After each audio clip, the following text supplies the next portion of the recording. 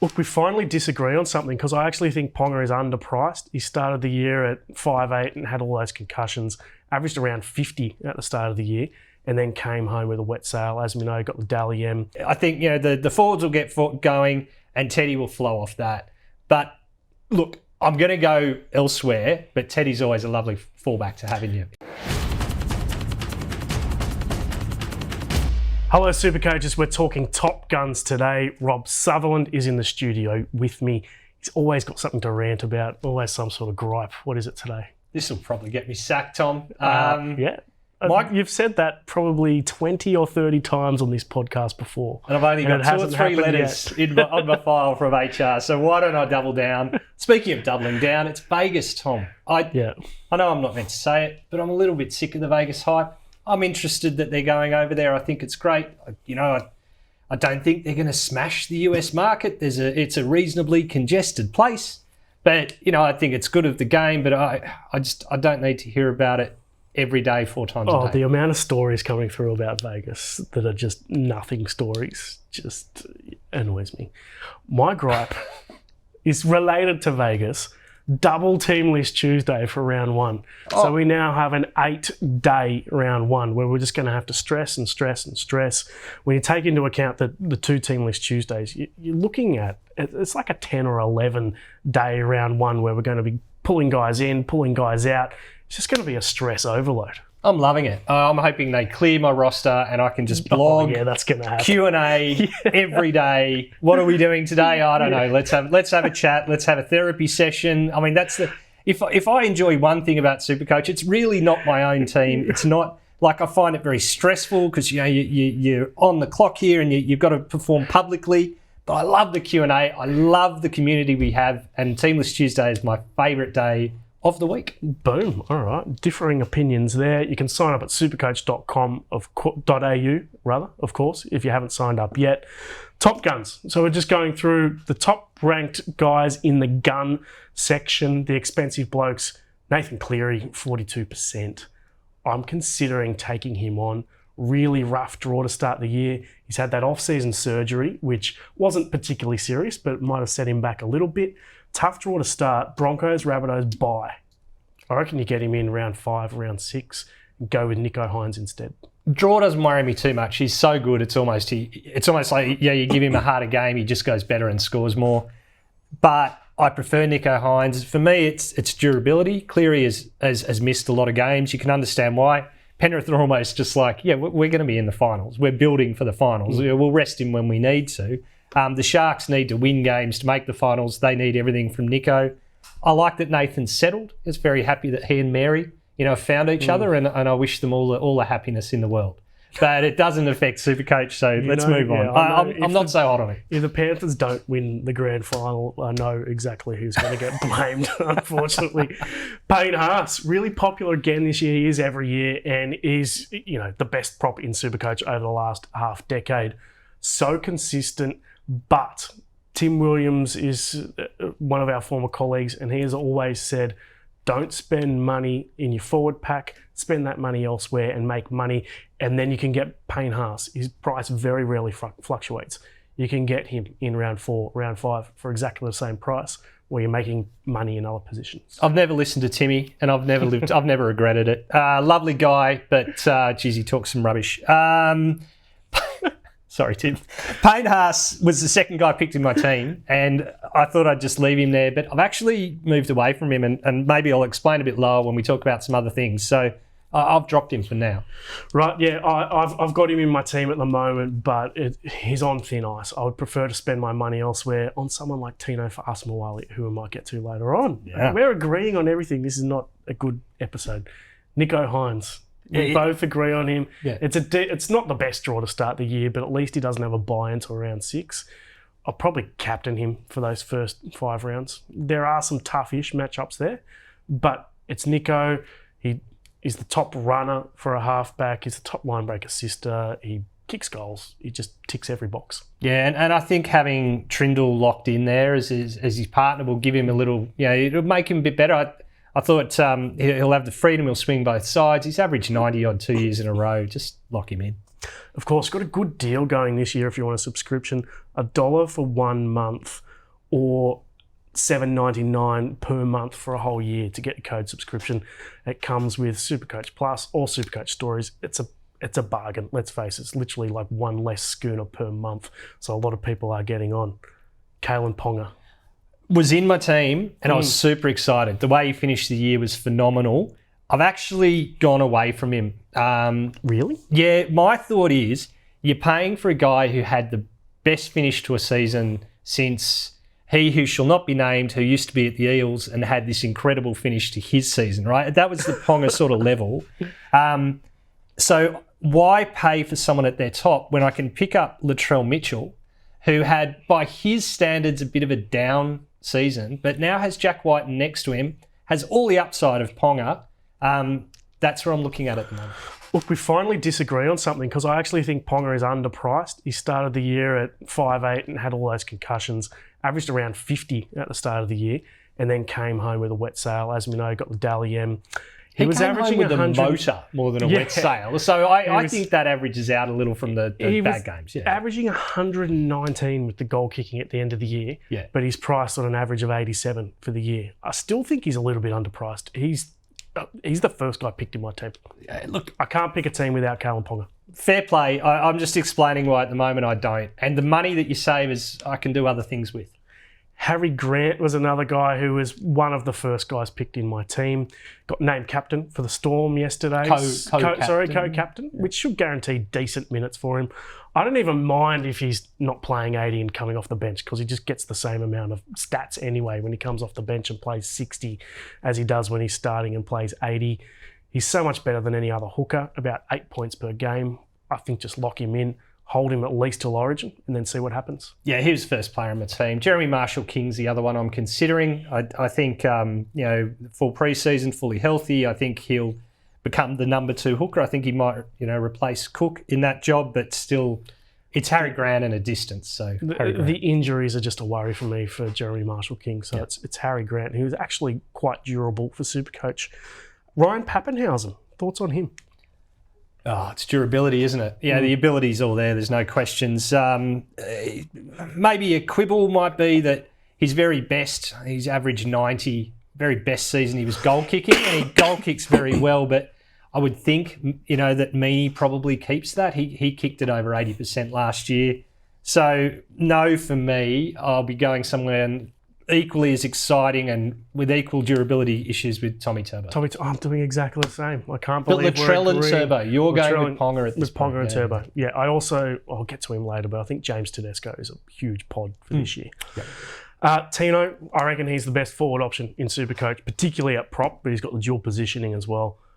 I think he's pretty close to a must-have, and I've got him above Payne Haas on my pecking order. They do have an early buy, right? I think round 3, round 4, something like that. But maybe I should look at the schedule a bit more. Can't pick too much on buys. You're going to have him. Yeah, I have Tino too. He's my number 1 prop. He'd be like number 2, second row. I think for feeder I'd have slightly ahead just because of his crazy upside, but he might move to the right with firmer back and that hurts him. So feeder's in a bit of doubt for round 1. Well, that too. He's got that peck issue. So Tino is a lock for me. Dylan Brown. So the mastermind, Ian Maybanks, did a story earlier this week on the most durable players in SuperCoach.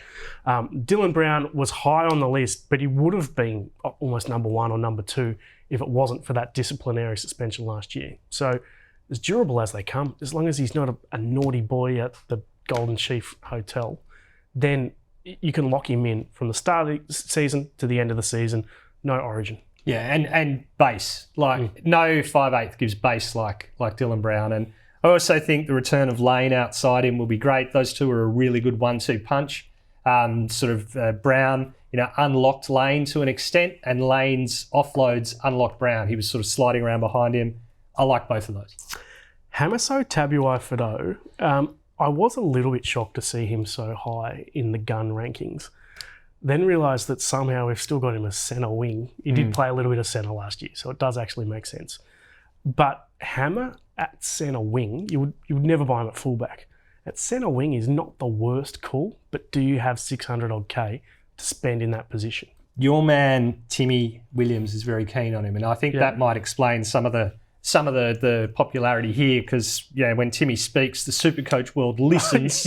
Well, except for you, obviously. Except for me. I listen. Well, you don't listen to him in the first place. I listen so I can go, nah, which I shouldn't because Tim's better than me. But look, my thing with Tabuai Fidow is it's 600K and he's not like Mr. Work. He doesn't run a lot as a fullback. What he does very well. So I'm struggling to find 600K. If I'm going to find 600K for a centre, it's going to be more of a worker. Yep. Fair enough point. I think, centre wing is a good position for cheapies too. So if you'd only have one player at 600K and then everything else under that, you might have a mid-ranger like Taylor May. Yeah. And then mostly cheapies from there. Reece Walsh is an interesting one at 11.4%. Again, you're talking about work. He doesn't have that work. He's got the 20 in him, but he's got the 120s, 130s, 140s as well. Yeah. The trip to Vegas is confusing me. Assuming he gets his visa. Yes, exactly. But it's confusing me because it's a big travel for these teams that are going over there. Do you think it'll be an open match over there? Will there be much points? And how it will affect them when they come back for the second round as well? They're flying business class. I've got no sympathy. Mate, the Roosters are flying on the Dreamliner. You've got the unfair advantage. Oh, please. The other guys are going via Fiji, and you guys just go straight there in the Dreamliner. Oh, the poor things. You've got to fly business class via Fiji as opposed... they haven't got kids bouncing on their lap and, misery in economy class. If they're doing that, then maybe we'll have a conversation. But I'm not so worried. Walsh scares me, but... There's lots of fullbacks that scare you. You can't have Paps. You can't have Walsh. You can't have Turbo. Well, you certainly can't have all three, right? Any one of those left out will worry you, and it worries me to leave Walsh out, but such is life. Well, next up, we got Tom Turbo and Latrell, who we've probably spoken about enough. Ruben Garrick. I was pretty keen on Garrick, but he's moving to the centres. Yeah, I mean, it's basically confirmed. I think it is locked in that he's going to play centre. I don't like it either. People will throw up this stat that he averaged 65 or 70 at centre. He had one game where he scored 140 and the others where he didn't score as well. Just the eye test, I did not like him at centre. Right, let's talk some pods in the gun category. I've got a couple that I like. I mentioned him before, but Tedesco at 3%. Good price, coming off his... it was. I still think it was a decent season, but it was his worst season in a long time. I think the Roosters bounced back this year. They've had so many injury dramas over the last couple of seasons. I think they bounced back. Their 17, when you read it, is just elite. I think that Sammy Walker will be better this year. I think Brandon Smith, in his second year at the club, is probably the most important player for them, but I think he'll come of age as well. I just like the Roosters. I think Tedesco at 3%. We've got an absolute great of SuperCoach at 3% at a decent price in a team that's on the up. It's very sad. The Roosters, they've been re-sodding their training ground. So I've been standing on the Tibby Cotter Bridge watching nothing. Yeah. But I've been there, because that's what you do. You don't walk to ES Marks Field at Kensington to watch them train? Oh, it's a little far for me, Tom. Yeah. A little far. I don't like to leave Surrey Hills. Yeah. I agree with you. I think, the forwards will get going and Teddy will flow off that. But look, I'm going to go elsewhere, but Teddy's always a lovely fallback to have in your pocket. The other guy I've got there is Cameron Munster at 6%. A lot of people are going with the durability and the base of Dylan Brown, but Munster at 6%. Durability base and doesn't play Origin. I like that. Yeah, but at 6%, Munster, that's very low. Yeah. Who are your pods then? Well, I've only got the one, Scott Drinkwater. Since we're throwing up fullbacks who are going to cause you pain, that interesting thing for me, about Drinkwater was if you removed goal kicking, because that's a big part of Nico and Cleary's appeal. If you take goal kicking out of their scores, out of all players, then Drinkwater had the highest average of any player. I think that's phenomenal, more than Fafita. And Fafita had a barnstorming year. Drinkwater at 5%, I think he's better than that. Yep, it's not the worst shout, that's for sure. Any changes to your team, gun related, since the start of the... Going cold on, I did have a Haas-Tino double up the top, and if I go down from Haas to either a Cotter, I'm a little interested in, but Tapane, who I'm also interested in, then that money can be spent somewhere else. Yep, Haas is out for me. I'm going with a mid-ranger there. Currently, it's Liam Knight. I probably want someone a little bit more reliable than that. Also, I'm taking on Cleary, as I said, with that opening draw. I'm going to go without Cleary and spend the money in other positions, fullback, and just have a crack. Fair enough. 5'8" is going to be pretty strong as well. Questions are in. We've got Kyle asking who is the starting fullback for the Raiders. Well, we don't know, do we? Yeah. And even after round 1, we're not going to know. Yeah, so at the moment, it looks like Chevy Stewart is probably the favourite, but they could throw Rapana back there. Then you've got Sebastian Kris, who comes back from suspension in round 2. Also, don't forget there's a Xavier Savage redemption story. He could start at fullback. So yeah, we don't know. Even if Chevy Stewart is named there for round 1, I'm considering avoiding him for SuperCoach. Because Seb Kris comes back round 2 and could replace him. And Seb Kris could come back and stuff up Ethan Strange, play centre as well. So there's lots of moving parts there. You're going to have to get on the phone to your mate Ricky Stewart and work out what's happening. Greg Marziu, thoughts on him? I'd love to have him. Campbell, Graham, Marzu, Valentine Holmes, all those players I want, but those are guys that you go and chase once you've built up your bank. So, for me, I prefer to build my bank up and then start filling in my centre wings once we've got an idea of who's performing. That's the way I play. Yeah, I'm not going to be spending big on Marzu. I want him at some stage, but not from the start of the season. If Pappy plays trials and pulls through all okay, is he a lock for a round 1 spot? I don't think anyone's a lock at fullback. There's just so many. I'm definitely leaning towards 2 genuine guns there and not taking the risk on Pappenhausen. But would you take a risk on Tommy Turbo? Well, yeah, it's a risk too. The thing with Pappenhausen as well is the goal kicking. If we confirm that he's not kicking, he's certainly not in my team. If he's kicking, it's a bit of a different story. Well, that's it. Top Guns episode, 2nd for the season.